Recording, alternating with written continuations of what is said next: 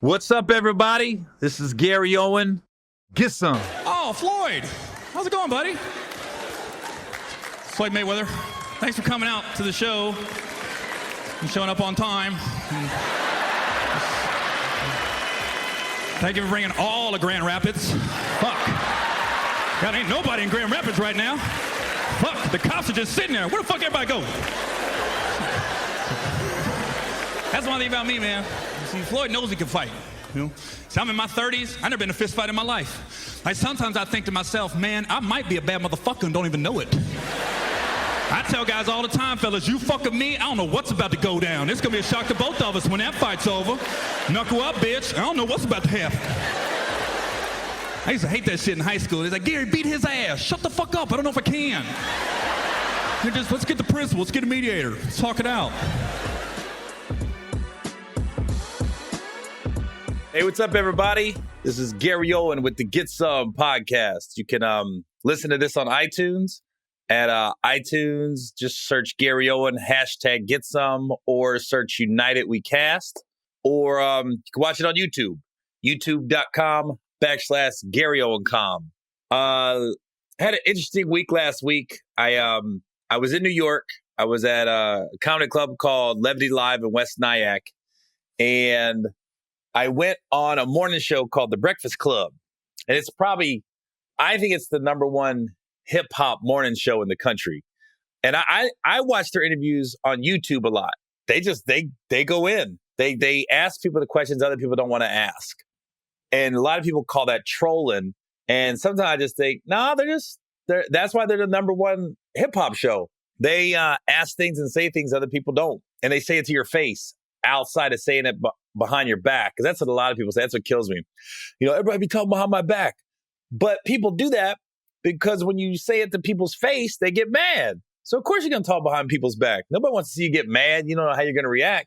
But anyways, I went on the Breakfast Club last week, and 3 days before I was supposed to get interviewed, I saw an interview with this young rapper called Takashi 6ix9ine.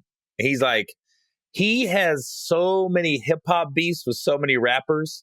And I watched his interview on the Breakfast Club, and it lasted about an hour. And I really enjoyed the interview because Charlemagne, who's one of the hosts of the Breakfast Club, was really trying to get under 6ix9ine's skin. And this kid was really kind of giving it back to Charlemagne, but it made for great radio and it made for great YouTube content. Watching them go back and forth with neither of them backing down and neither of them making valid point. And both of them making valid points to their argument. It really was a great interview. So then, right when the interview is going to end, Takashi goes, I'm going to tell you this. This is going to be your highest rated interview ever. It's going to be your most viewed interview on YouTube. Breakfast Club is where Birdman went on and was like, put respect on my name. Put some respect on my name.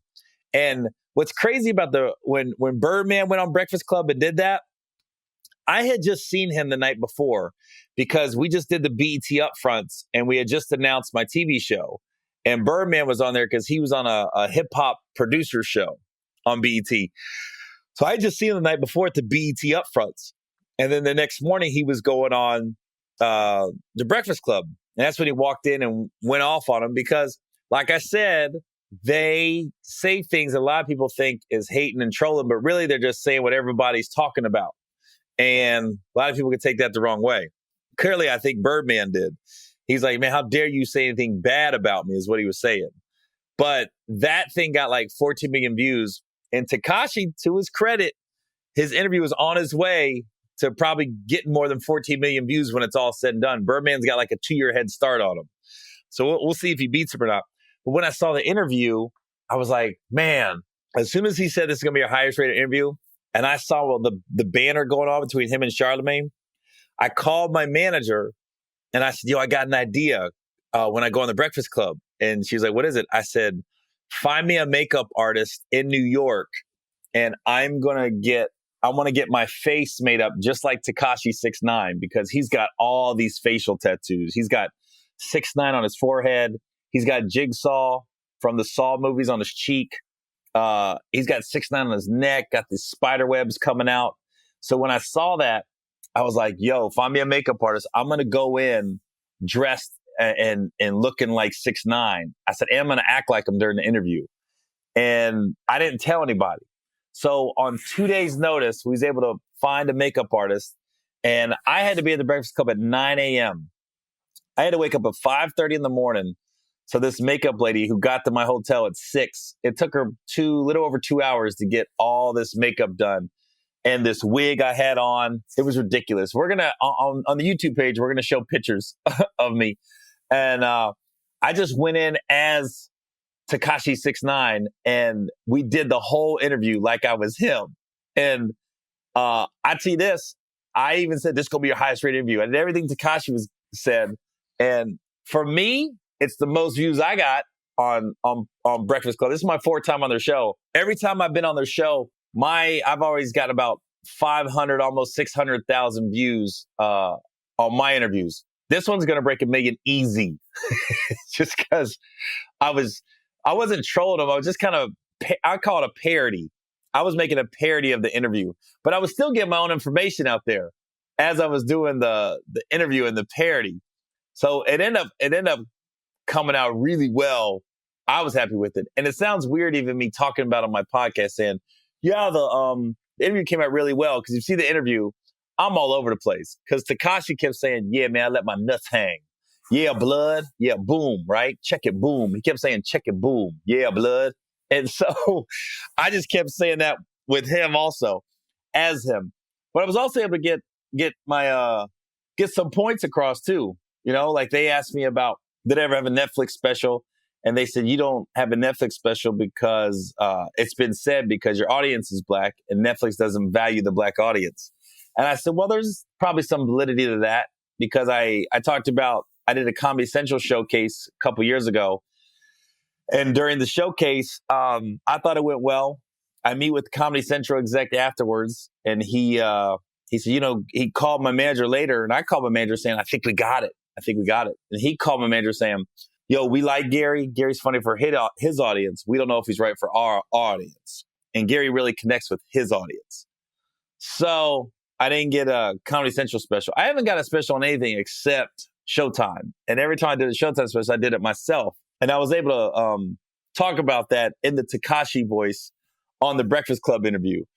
And you know you got a good interview when you wake up, and I was asleep and I woke up and I went to Twitter, and I literally had like 400 or 500 mentions of my name, all stemming from the interview. And I was like, okay, it was a good interview. And most of them was positive, but there's always like a few people that'd be like, you're trolling Takashi 6'9", or you're just doing this for clout and to get views. I go, duh. That's exactly why I did it. Dumbass. When people say stuff like that, like the only reason Gary did that shit was so he could have more people view his shit. Duh. That's exactly why I did it. Why wouldn't I do it like that? Why would I hire a makeup lady, put all these tattoos on my face that wasn't easy getting off for nothing? Of course I did it for views. Of course I did it to hopefully go viral and have more people find me who I am. But I also did it because I'm a comedian. That's what we do. We make fun of shit. Let me tell you something. I had the best time on the Breakfast Club. And I always have a good time on their show and interviews. But this one was my favorite. Just because I was like, it was almost like I was in a movie. I was role playing. I was being somebody that wasn't me, but I was kind of being me. I almost thought, well, I know Will Ferrell would do something like this if he was connected with the hip hop community, without question. So I was just like, when people say stuff like that, I'm like, do you know how you sound? Why do anybody in the entertainment business do what they do? It's to get more views. It's to get more listens to their album. Why do you think Takashi went on Breakfast Club? To get more people to download his music. And I pumped the shit out of my podcast. I'll tell you that. I went on there, said to get some podcast about 4 times. Why? Because I want people to come listen to my podcast. Duh. People kill me with that shit when they get on here. The internet trolls, they call them. These people on the internet think they're speaking some great knowledge or trying to expose something for what it really is. Of course I put tattoos on my face because I wanted people to view the interview. Of course I did it to draw people to my page and hopefully come out and see me when I do stand-up. Duh. I saw an interview that a lot of people was talking about. I saw a kid that had a unique look that nobody else has, that if I went on there, I would look ridiculous the way he looked. It's his character. It's who he is, but it's not who I am. So, of course, I'm going to look ridiculous acting like him. But I did it for a reason, and it worked. It worked, and it was funny. That's all I wanted to do was make people laugh, and it was funny. What wasn't funny was trying to get that shit off. That shit was no joke. I took 3 showers after I left the interview because the tattoos wasn't that hard to get off. It was that I had a wig on, and the makeup lady had to put like bobby pins and glue to the wig so it wouldn't fall off. And I felt like I was getting scalped when I took all the bobby pins out, and then I had to peel this wig off, and that shit hurt. And then I was in the shower, and the glue was still all in my hair. I think I still got some glue in my hair, actually. It's been a week. I still got glue in my hair. I was able to get everything off, but I got these 2 spider webs on my cheek and neck that is on for a week.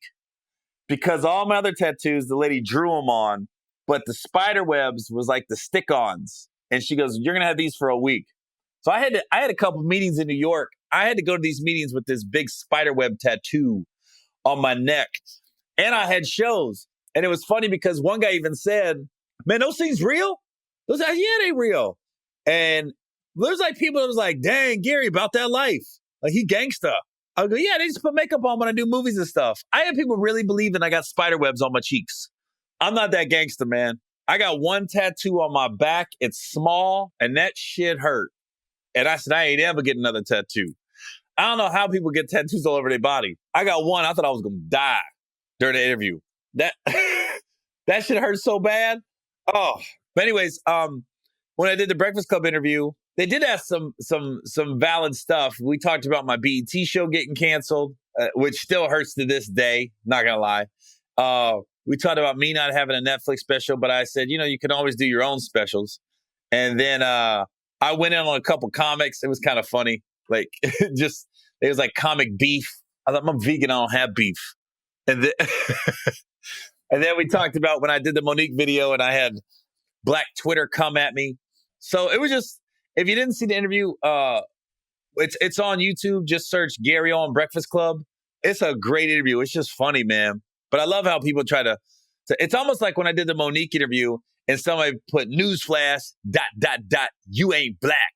I was like, damn. Talk about dropping some knowledge I didn't know.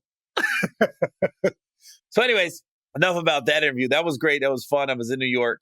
Me and my wife went to Hawaii. We went to Maui for 5 days. We did this thing called Road to Hana. I don't know if anybody's ever done that. It takes 5 hours if you just go up and back and don't stop. And you're literally going like 10 miles an hour at some point. You're basically on this little windy road through the hills of Hawaii. And at some point, you'll see the ocean on your left, and then the mountains are on your right. And there's all these waterfalls, these natural waterfalls you can stop along the way. And you can get in the waterfalls and swim in these what they call it, these natural pools or something like that. I don't know. These little, at the bottom of the waterfall, these little lakes, these miniature lakes, you can get these things. And then it kind of ends at a black sand beach. There's this black sand beach that people like to end at. And the black sand beach sounds good. It's great for pictures and but it kind of sucks because black sand is kind of rocky and it doesn't feel like that great on your feet like soft sand does on a normal beach. But it's great for pictures. Wonderful for pictures. So we drove, and they sell banana bread the whole way. All these little fruit stands along the way. They all got banana bread. And they always say they got the best banana bread. So me and my wife tried every banana bread along the way. Like, we just stopped at all the fruit stands, and we might have bought a little loaf, but really we were just trying a bite of it just to see what it tastes like. And we were like rating our banana breads along the way. So there were some good ones though. One guy was like, yeah, this one's vegan, non-dairy, no sugar. My sister makes it.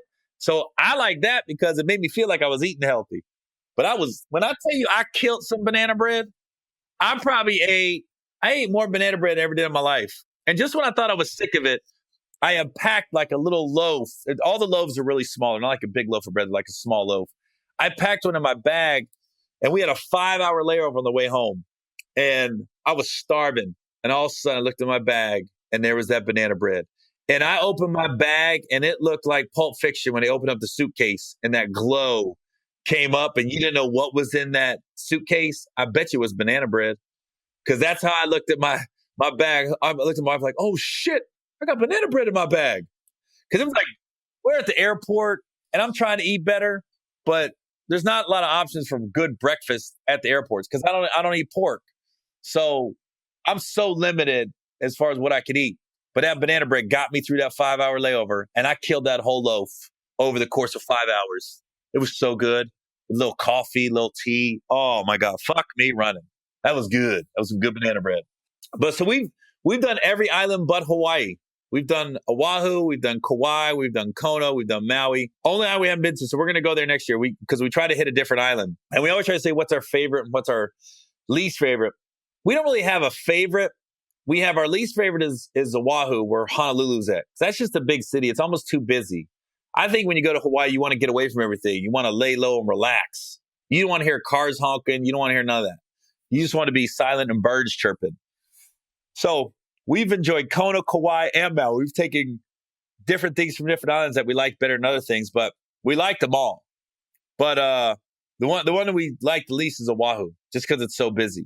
So we're going to try Hawaii next year. And a guy told me that the Four Seasons in Hawaii, the big island, that's the best resort out of all of them.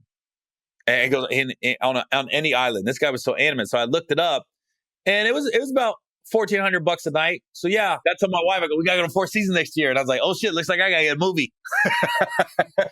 I didn't know the big movie before we hit that. I'm doing all right, but not $1,400 a night for a week. No, we might be at a Marriott. We might be at a bomb-ass Marriott. So, yeah, Hawaii was dope, man. We had a great time in Hawaii. I recommend anybody that's out there that is a couple, and not that me and my wife are struggling, but if you're having a hard time in a relationship, if you can afford to go anywhere, take your lady, take your dude to Hawaii. Figure out a way.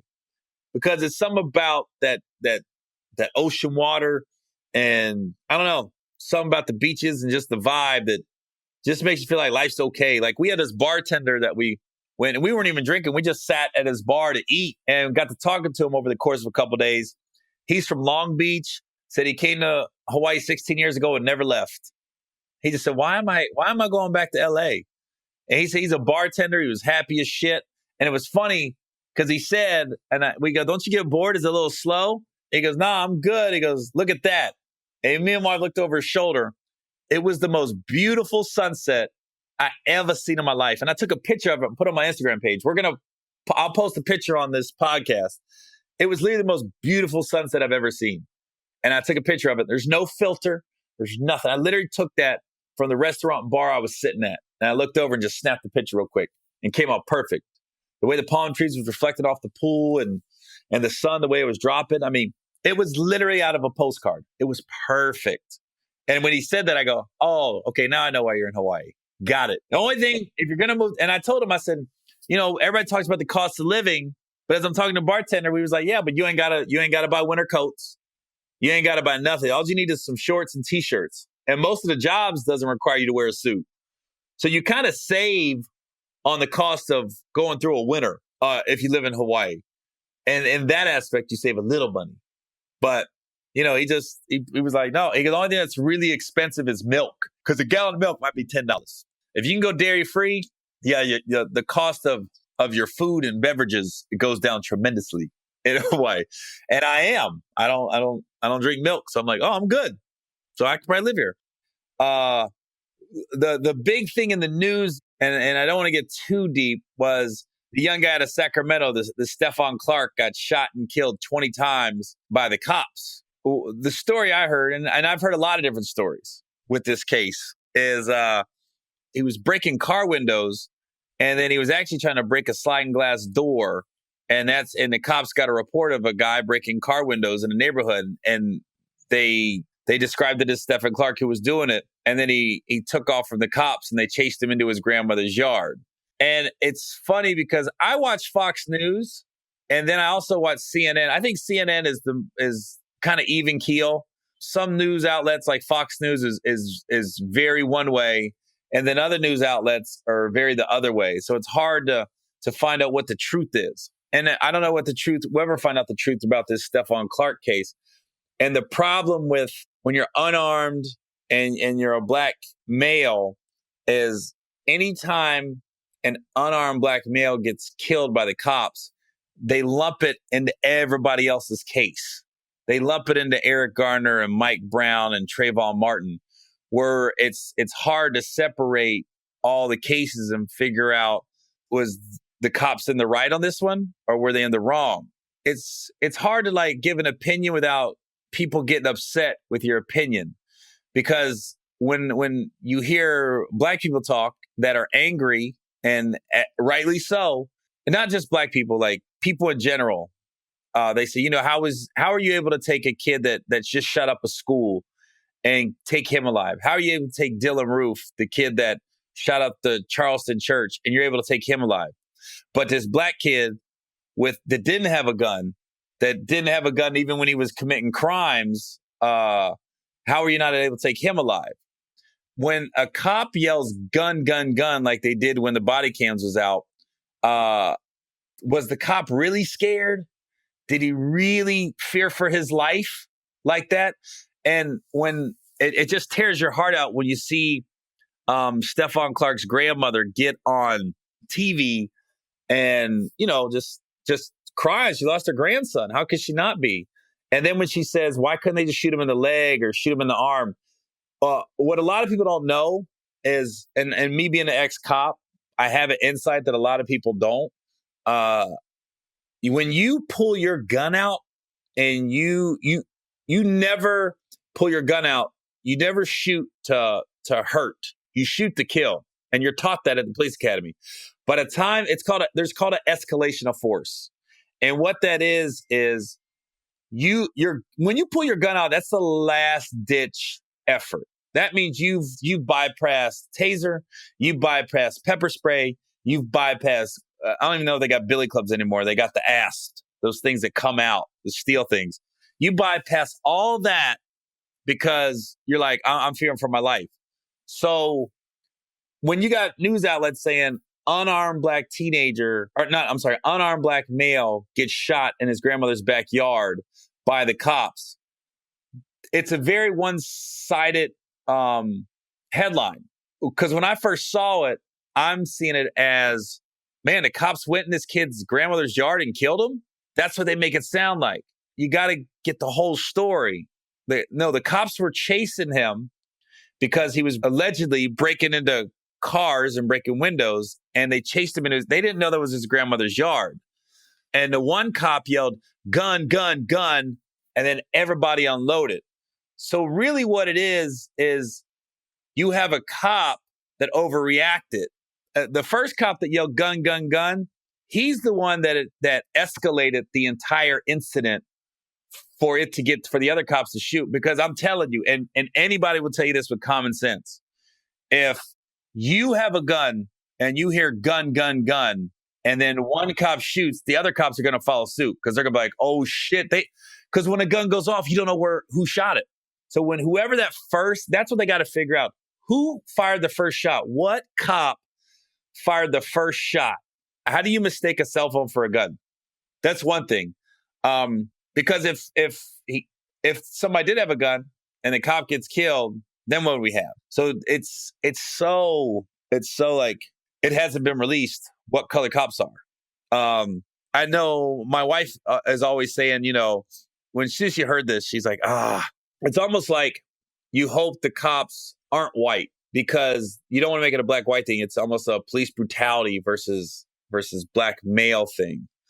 But if you listen to Fox News, they're going to say, well, stop acting like he was some innocent dude. He was breaking into cars, and you don't run from the cops.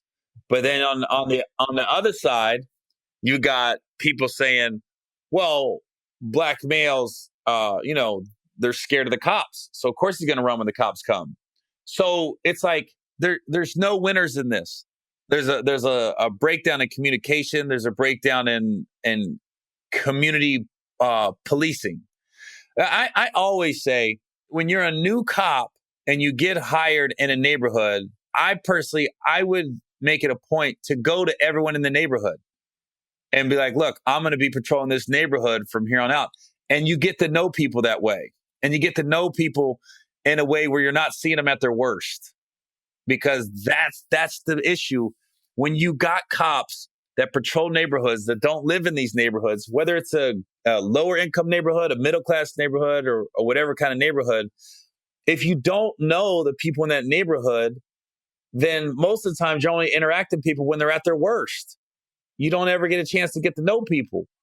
So maybe, and this is hypothetical, if they knew who he was, then they're saying, Stephon, what are you doing? Why the hell are you breaking into cars? You know, you should know, and not, you're obviously not going to know everybody, but then you also know people that aren't from the neighborhood. So you know when a unforeseen element is coming in.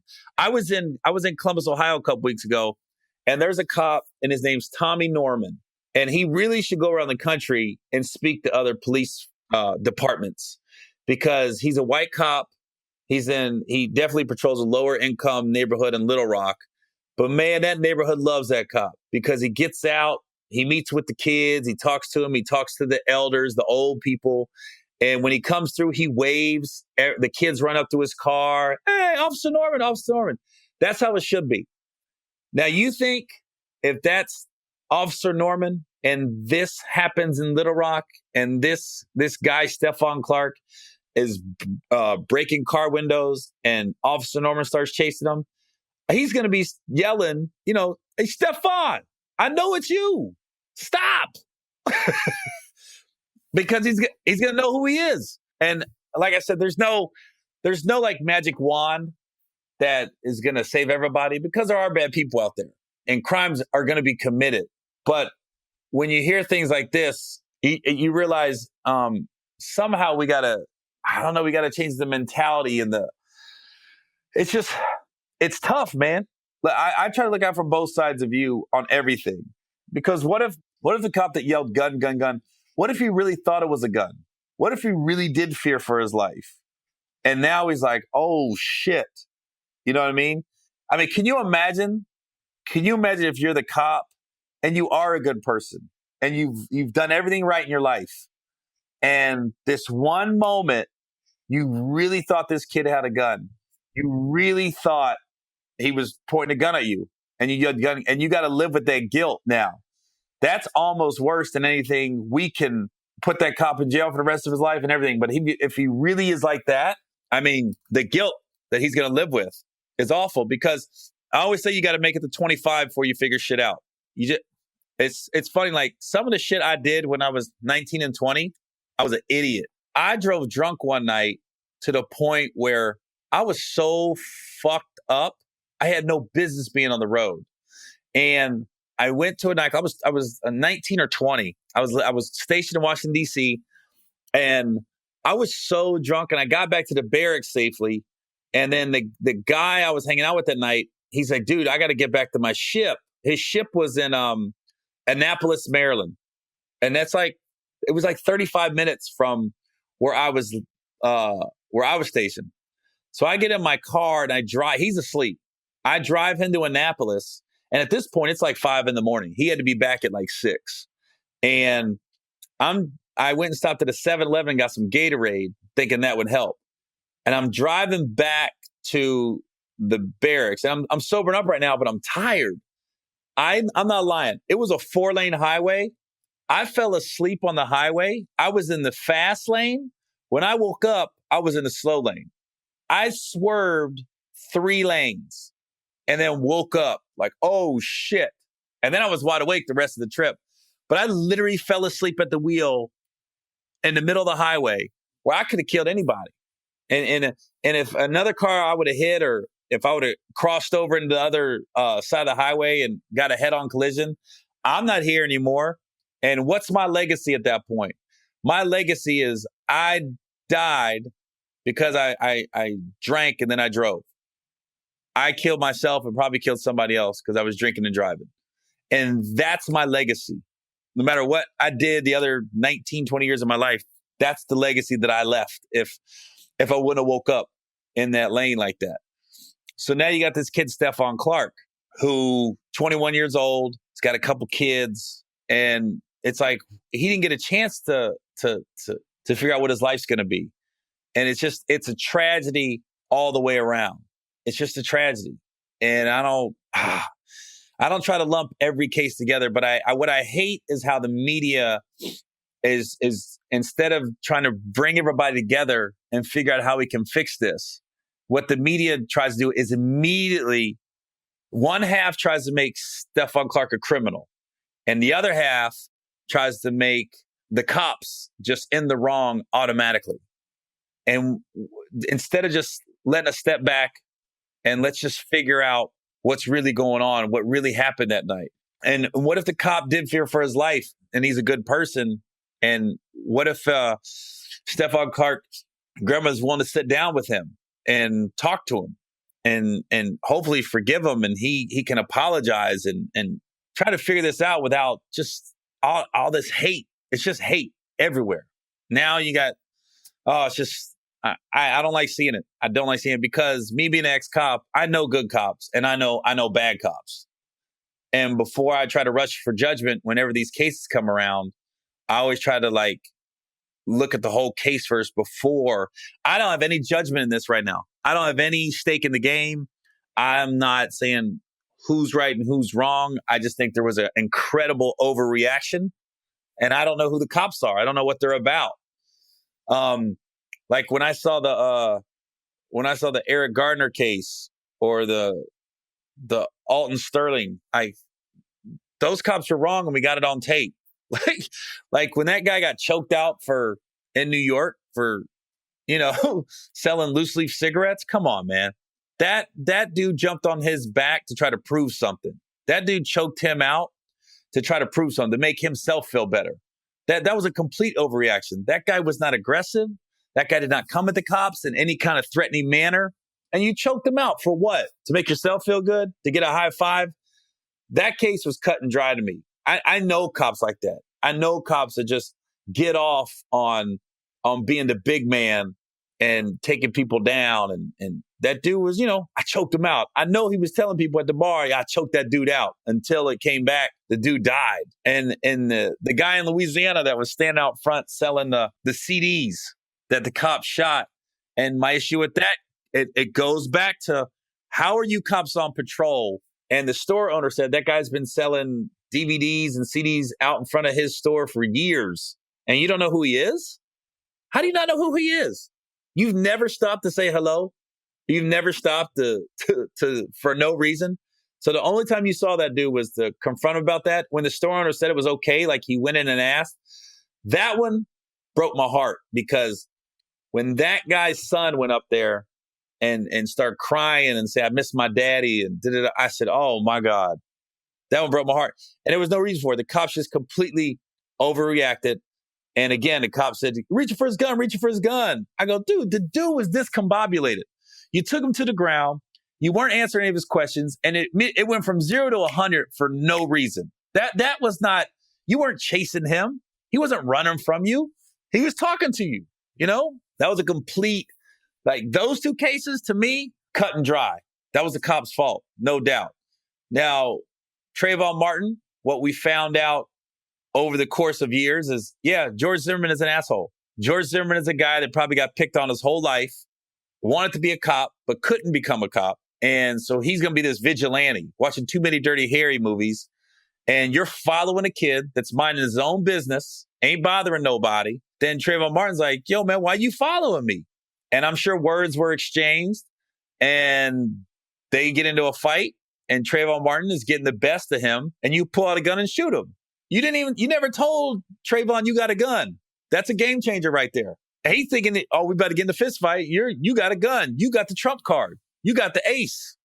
And then come to find out how you act now lets me know everything I need to know about George Zimmerman, and also how Trayvon Martin's parents reacted when this all happened. Let me know a lot about Trayvon Martin also, because they have handled things with dignity, grace. So I told him when I went on the Rio, I was on the Rio guest hosting, and Trayvon Martin's parents came on, and I told them, I said, the way you guys have have conducted yourself. I said, that is all I needed to know about who Trayvon was. I see how his mom and dad are. And in the same way that this Stephon Clark case, I don't like how the media, different outlets are trying to portray him as a criminal, and the other one's trying to portray the cops as just going in somebody's backyard and killing somebody for absolutely no reason. The same way they did with the Trayvon Martin case, when you saw these pictures of Trayvon with gold teeth and on his bottom grill, and then trying to say he had weed in his system. Oh, okay. A lot of people, Snoop has weed in his system every day. Anybody think Snoop's a bad person? No. Nobody. Bob Marley had weed in his system every day. Anybody think Bob Marley's a bad person? No. Stop acting like the kid smoked weed, so he's a bad dude. So I'm curious to see how this is going to all play out with the Stephon Clark case, because in the end, nobody's going to win. There's no winners here. It's unfortunate. I mean, I can't even imagine, because I know I got kids, and I know they're good kids. And I can say that with all confidence. My oldest is an adult now. My 17-year-old son and 15-year-old daughter. But they're going to make some bad decisions, like everybody does, and you just hope their bad decision doesn't result in anything that's going to cost them their freedom or cost them their lives. I mean, kids are going to be kids. It's not right to bust people's car windows out, but is it a crime that's worth losing your life over? Because who's to say, if the cops don't kill Stephon Clark, who's to say he doesn't figure things out and ends up being a productive member of society and can talk about how, dude, I was a dumbass 21-year-old. I was breaking into cars and stuff like that. And in the end, it can end up helping people. You don't know, but it's gonna get ugly, and that's what I don't like seeing. We're pitting each other against each other, and I hate seeing that. I hate seeing that. It's almost like when my wife hears of somebody doing a crime, and before they say what color it is, my wife always say, "I hope he ain't black," or "I hope she's not black." When there's like a fight or this dude shot somebody or something happens, my wife always says, "I just hope he's not black," because what she doesn't want that stereotype out there. And she always says, "I know this sounds awful, but when I hear of some crime committed for whatever reason, she just says, I hope he's not black. I hope he's not black." Because there was a case in Cincinnati last year where this black guy, he killed this Asian cop in Cincinnati, and it was an ambush. He called 911, and he said there's a guy with a gun, and the cops pulled up, and he wanted the cops to show up. He wanted to die. He wanted to kill himself, and he wanted to kill himself, so he did it with the help of the cops. So when the cops pulled up, somehow I don't know if he acted like he put his gun down, and then he ended up getting in really a wrestling match with one of the cops, and then he had a gun, and he killed the Asian cop, and then the other cop showed up and killed him. But that's a case where, from what I heard, that the Asian cop, and I think his name was Sonny Kim, and they had this huge funeral procession for him, as they do when cops die. But by all accounts, the Sonny Kim, the Asian cop, was just a great person. Like, the people in the neighborhood knew him, where he was patrolling and everything else. Like, he was doing everything right. And he got, I don't know, the guy just wanted to kill him. And it's just, so that's what makes you think, like, what's right and what's wrong. And I always try to not think all cops are bad, because we need them. I mean, the bottom line is you need cops. You need them to make sure it's not anarchy out here in society. So I don't know. This is going to be interesting to see how this plays out. It's going to be interesting. But if I'm anybody, and it's just my opinion, it's just my voice, but if anybody in Sacramento is listening to this, and anybody that's angry, I get it, but there's a way to protest. Like we're seeing after the school shooting in Florida, God dang, those kids rallied and they had school walkouts and they got all them people in DC to march and talk about it. And that's what you want. That's called change. That's gonna create something that people are gonna feel that for a while. I mean, they're already gonna have to make law changes to how people can purchase guns and who can purchase guns because we got to make the schools safe. That's important, but that's the proper way to do things. So I don't know. The reason I don't like seeing what Stephon Clark's brother did, and it's not anything personal from me. I just know how people are gonna say, "Look how his family is." That's what people are gonna say. It's when Mike Brown's mom and stepdad was yelling, burn this motherfucker up. When the protest was happening in Ferguson, I was like, oh my God. I was like looking at my TV like, don't stop, don't say that. Don't say that. And I know you're angry, but when you say things like that, I go, you're not helping your son's case because what people are going to say is, look how his parents are. Look how they're acting. Of course he was wild. Of course he attacked that cop. Look how his stepdad and mom's acting. I'd be like this, don't do it. But here's the thing. If it was my kid, I don't know how I would react. That's the thing. I don't know what I would do. But I'm just saying how mainstream media and how there's certain news segments like Fox News especially, which a lot of people watch. A lot of people do watch that show. That's why it's still on Fox News is huge in ratings. Like a lot of people don't admit it, but they watch it. I watch it because I'm just amazed that people like follow for some of this stuff. Like I watch it almost like it's entertainment. Like, dang, people really follow for this. They really will try to twist things to make it work for them. So when I see Stephon Clark's brother, jump up and start cursing out in the middle of like a town hall meeting, and I don't know where he did it at. I just saw it. And like when I saw Mike's Brown mom and stepdad, when they were yelling, I was like, I wasn't saying, no, you're wrong. I was not saying they're wrong. What I was saying is no, because I know how Fox News and I know how certain media outlets are going to take that and run with it. So now they're going to be like, of course Stephon Clark was wild and he was going to be wild because look how his brother's acting. Or, the same thing when I saw the Mike Brown shit. Of course Mike Brown did that. We don't know. And that's a case that still is perplexing to me, the Mike Brown case. Because that cop showed no remorse, no emotion, nothing. That dude had no remorse. It made almost the hair stand on my arm when I saw him get interviewed. I was like, So, and because I say this because if it was my son, my daughter, I don't know. Maybe I'm up there cussing. I don't ever want to find out. I don't ever want that hurt and that kind of pain when you're probably thinking, because you got to realize his brother and his grandmother, they saw all different sides of Stephon. They probably saw he's in good mood, a bad mood. They saw him being a good dad. He's got 2 kids. They knew him as a kid. So that's their brother. That's their grandson. Of course they love him. Of course they want to stand up for him.